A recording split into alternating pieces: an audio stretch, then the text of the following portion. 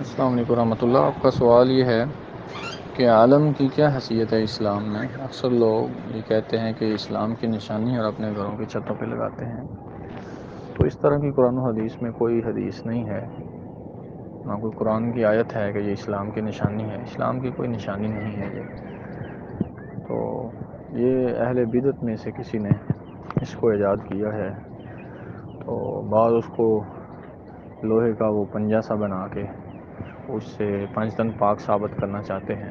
ہم تو کہتے ہیں سارے صحابہ ہی پاک ہیں، انشاءاللہ امہات المومنین بھی پاک ہیں، اہل بیت بھی سارے پاک ہیں، تو وہ خاص 5 لوگوں کو ہی خاص کرنا تو یہ تو کسی حدیث میں بھی نہیں ہے۔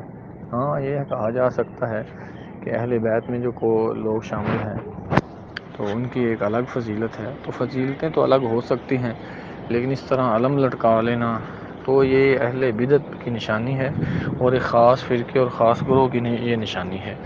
سلف صالحین میں، ائمہ محدثین میں ایسا کسی نے نہیں کیا، اور نہ ہی اسلام کے اندر ایسا کرنا جائز ہے۔ یہ صریحاً اسلام کے خلاف ہے، اور کوئی یہ اسلام کی نشانی اور اسلام کی حمایت نہیں ہے۔ اللہ تعالیٰ علیہ۔ السلام علیکم ورحمۃ اللہ وبرکاتہ۔